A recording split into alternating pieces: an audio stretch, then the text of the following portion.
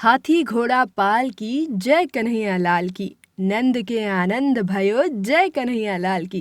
नमस्कार दोस्तों, स्वागत है आपका हमारे इस चैनल पर। दोस्तों, कृष्ण जन्माष्टमी आने वाली है और ये उत्सव लोगों में उत्साह भर देता है और लोग नंद लाला के आने का इंतजार भी कर रहे हैं। आज हम आपको कृष्ण भगवान की कुछ ऐसी बातों के बारे में बताने जा रहे हैं जिसे आपने शायद ही सुना हो। वैसे भगवान श्री कृष्ण के जन्म की कहानी तो किसी से भी नहीं छिपी है कि कैसे काल कोठरी में उनका जन्म हुआ और हर बार उन्होंने मृत्यु पर विजय पाई। दूसरों की मदद करना और किसी से भी भेदभाव न करने का पाठ उन्होंने सभी को सिखाया। प्रेम, सौंदर्य और सात्विकता का त्रिवेणी संगम थे भगवान श्री कृष्ण। आइए आपको बताते हैं कि पुराणों में उनकी देह के बारे में क्या वर्णन मिलता है। लेकिन उससे पहले दोस्तों, अगर आपने इस चैनल को सब्सक्राइब नहीं किया है तो इसे सब्सक्राइब कर लें। साथ ही बेल आइकन को भी दबा लें ताकि ऐसी जानकारी वाले वीडियोस की नोटिफिकेशन सबसे पहले आपको मिले। तो बिना देरी किए शुरू करते हैं। श्री कृष्ण के शरीर से एक मादक गंध आती थी। इस वजह से कई बार वेश बदलने के बाद भी श्री कृष्ण पहचाने जाते थे। कई ग्रंथों के अनुसार कृष्ण जी के शरीर से गोपिका चंदन और रात रानी की मिलीजुली खुशबू आती थी, जिसे लोग अष्टगंध कहते हैं कि श्री कृष्ण अपनी देह को अपने हिसाब से बढ़ा लेते थे। कभी भी उनका शरीर स्त्रियों जैसा सुकोमल हो जाता तो कभी अत्यंत कठोर। युद्ध के समय उनका शरीर वज्र की तरह कठोर हो जाता था। ऐसा इसलिए होता था क्योंकि वे योग और कला रिपट्टू विद्या में पारंगत थे।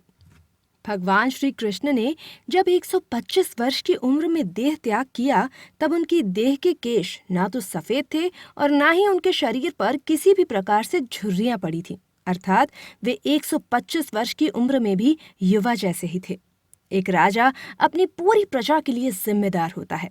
वो ताज के रूप में इन जिम्मेदारियों का बोझ अपने सिर पर धारण करता है। लेकिन श्री कृष्ण अपनी सभी जिम्मेदारी बड़ी सहजता से पूरी करते थे, वो भी एक खेल की तरह। जैसे किसी माँ को अपने बच्चों की देखभाल कभी बोझ नहीं लगती, श्री कृष्ण को भी अपनी जिम्मेदारियां बोझ नहीं लगती और वे विविध रंगों भरी इस जिम्मेदारियों को बड़ी सहजता से एक मोर पंख के रूप में अपने मुकुट पर धारण किए हुए हैं। श्री कृष्ण के भीतर हम एक आकर्षक और आनंदमय धारा प्राप्त करते हैं। जब मन में कोई बेचैनी, चिंता या इच्छा न हो, तब भी हम गहरा विश्राम पा सकते हैं और गहरे विश्राम में ही श्री कृष्ण का जन्म होता है।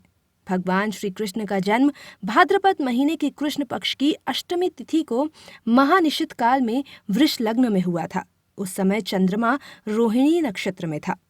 कृष्ण जन्म के दौरान 8 का जो संयोग बनता है, उसमें कई रहस्य छुपे हुए हैं। श्री कृष्ण का जन्म रात्रि के 7 मुहूर्त निकलने के बाद 8वें मुहूर्त में हुआ। तब रोहिणी नक्षत्र अष्टमी तिथि थी, जिसके संयोग से जयंती नामक योग बन रहा था। भगवान कृष्ण के रूप में विष्णु जी ने इस धरती पर 8वां अवतार लिया था। इसीलिए 8 का अंक कृष्ण के लिए विशेष महत्व रखता है। कंस का वध देवकी और वासुदेव की 8वीं संतान करेगी। भगवान कृष्ण ने अपने मामा का सर्वनाश किया।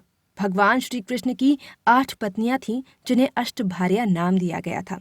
इसके अलावा भगवान श्री कृष्ण ने 16,100 रानियों से विवाह किया था और जब हम इनका योग करते हैं तो उनका योग भी 8 आता है। भगवद गीता जो भगवान श्री कृष्ण के उपदेश हैं, उसके 8वें अध्याय का 8वां श्लोक, परित्राणाय साधूनाम विनाशाय च दुष्कृताम धर्म संस्थापनार्था संभवामि युगे युगे को बेहद महत्वपूर्ण माना गया है। भगवान कृष्ण करीब 125 साल तक जिंदा रहे और इस अंक का योग भी 8 आता है। भगवान कृष्ण के 80 पुत्र थे और इत्तेफाक से उनका योग भी 8 ही आता है। तो ऐसा कहना गलत नहीं होगा कि अष्टमी 8 से श्री कृष्ण का गहरा नाता है। तो कैसी लगी आपको ये जानकारी, हमें कमेंट बॉक्स में ज़रूर बताएं और कमेंट बॉक्स में जय श्री कृष्णा ज़रूर लिखें और दोस्तों के साथ ये वीडियोस ज़रूर शेयर करें। धन्यवाद।